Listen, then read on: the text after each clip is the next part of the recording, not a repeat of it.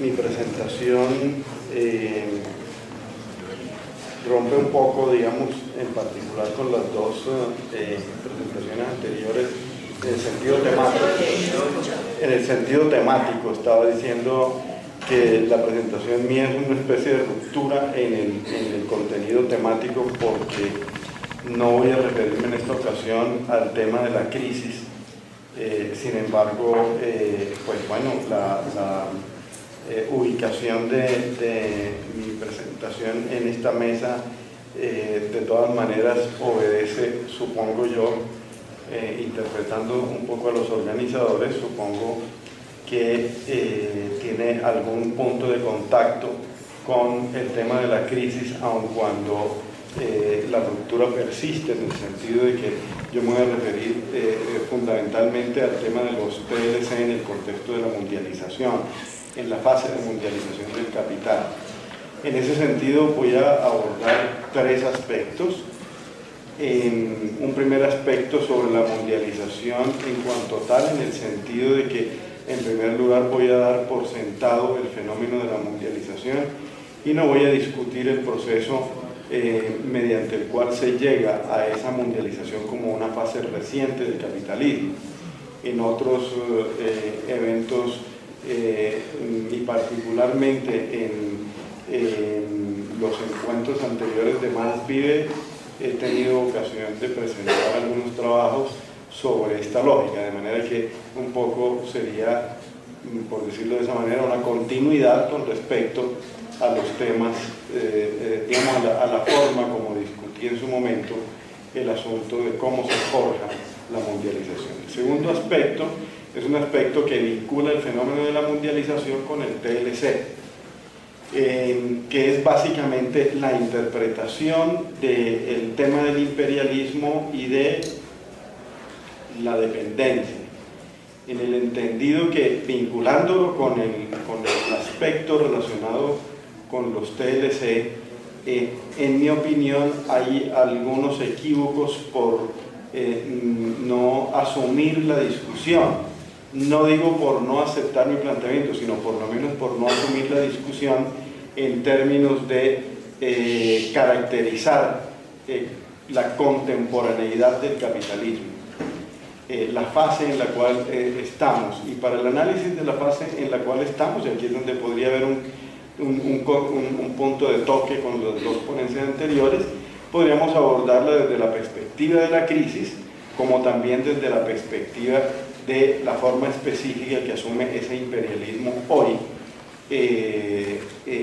como característica central de esa contemporaneidad, para luego llegar a algunas conclusiones con relación al problema del TLC y no centrarnos en algo que indudablemente es importante, pero que no va a pasar en esta ocasión. Lo hemos hecho también en otros eventos. No va a pasar por el análisis exhaustivo, exhaustivo o general, de los contenidos de los diferentes capítulos que conforman un TLC, sino más bien mirar cómo hacer la lectura del TLC en ese contexto de mundialización, también porque esto tiene una implicación de tipo estratégico, es decir, en el campo de la política, desde una perspectiva de izquierda, la interpretación de la contemporaneidad del capitalismo y la ubicación en esa contemporaneidad de los TLC puede llevar a unas luchas que, en mi opinión, pueden llegar a desgastar un movimiento fundamentalmente anticapitalista. En ese sentido, habiendo presentado el asunto en este panorama, en esta introducción general, diría pues que reitero la idea de que doy por sentado la mundialización y solamente hago una anotación general. ¿Qué es lo que se mundializa? Se mundializa fundamentalmente las relaciones de producción y las fuerzas productivas. Esto conduce a una mundialización del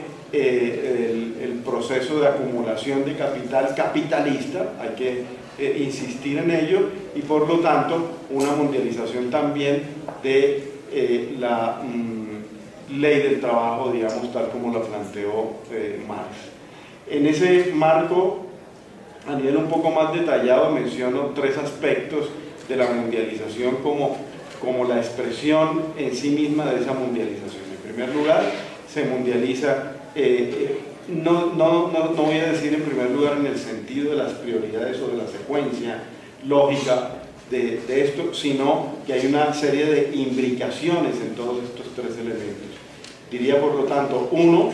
la mundialización del capital mercancía. Esta mundialización del capital mercancía se hace fundamentalmente vía las aperturas económicas, vía justamente los tratados de libre comercio y vía las aperturas que antecedieron en cierta medida a estos dos fenómenos inicialmente mencionados. En segundo lugar, punto 2, la mundialización del capital dinero. Esa mundialización del capital dinero alude fundamentalmente a una estrategia que deviene de la forma como el neoliberalismo ha intentado hacerle frente a las crisis económicas en la búsqueda de la recuperación de la tasa de ganancia desde la segunda gran crisis del siglo anterior, del siglo XX, y en ese sentido política monetaria, política financiera, apertura financiera generalizada en el mundo expresa ese fenómeno de mundialización. Y en tercer lugar, punto 3,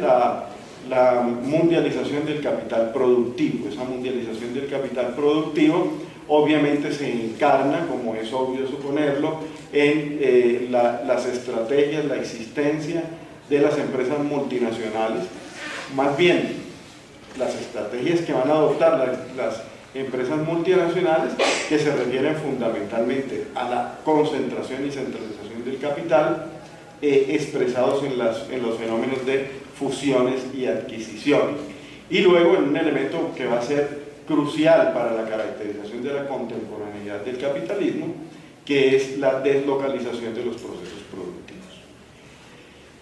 Por otro lado, diríamos también, en estos rasgos generales sobre la mundialización, diríamos entonces también que la mundialización adquiere un carácter selectivo en el sentido de que la mundialización privilegia algunos sectores y algunas áreas de la economía, pero en otras también lo descompone, lo destruye, lo reestructura en función de sus propios intereses. Eso sería, digamos, otra característica de ese hecho de la mundialización. En tercer lugar, un desplazamiento de las contradicciones del capitalismo en el espacio internacional, contradicciones que incluso podrían entenderse como contradicciones interimperialistas, y que esas contradicciones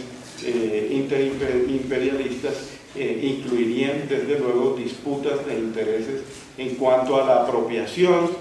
del excedente económico. Siempre se ha dicho que en el campo del marxismo hablar del excedente económico siempre es un eufemismo de plusvalía, la distribución de la plusvalía. La apropiación de la plusvalía es un campo de disputa por diferentes tipos de capitales. Enseguida tendríamos el hecho de que las fusiones y adquisiciones son una expresión de esa forma que asume hoy la mundialización, y esto nos lleva finalmente, en este panorama muy rápido y muy general de la mundialización, a plantear o a replantear la función de los estados nacionales. Este es un elemento importante porque en principio podría pensarse que la mundialización implica necesariamente la desaparición definitiva de los estados nacionales. En el contexto de mi presentación diría que no se trata de eso, sino de una reconfiguración de los estados nacionales, reconfiguración que incluso no solamente desde la perspectiva del análisis desde la economía política de los estados nacionales, sino incluso en el propio consenso de Washington queda absolutamente claro. Los estados nacionales son los garantes de la propiedad y de los negocios. Eso es un hecho absolutamente importante en la contemporaneidad, en esa redefinición de lo que serían los estados nacionales, un poco a la manera de Gramsci, que lo denominaba como que los estados irían a cumplir el papel de comité de negocios, aun cuando claro la explicación gramsciana de este punto sería indudablemente bastante compleja para discutir en este momento. Entonces, tendría muchas fisuras para discutirla en este momento. Hay que decir de todas formas que esta mundialización conduce necesariamente también a unas recomposiciones en el espacio internacional, que es un espacio que tiene una complejidad mayor que la simple suma de naciones, y que en esa complejidad también se juegan otro tipo de contradicciones dentro de los mismos intereses del capital, que inducen también a alianzas entre diferentes formas de capital, no solamente entre el capital financiero y el capital productivo, sino a diferentes expresiones de esas alianzas en el contexto de diferentes sectores. De modo pues que en este marco estoy pensando que esos son los elementos de momento, y en virtud también de la brevedad del tiempo, que caracterizan la mundialización. Segundo punto, el tema del imperialismo. Y decía el tema del imperialismo como vínculo entre la caracterización de la mundialización y el tema de la existencia de los TLC. En verdad nosotros podríamos decir que podemos partir de de reconocer la necesidad de hacer un replanteamiento del concepto del imperialismo. En mi opinión, creo que hay que darle una ubicación histórica a los planteamientos, digámosle, fundacionales de la teoría del imperialismo, y me estoy refiriendo básicamente a Lenin, a Bukharin y a Rosa Luxemburgo. Seguramente habría que mencionar a Gil Ferdinand y algunos otros que se quedan desde luego dentro del criterio que podríamos denominar la consideración clásica del imperialismo.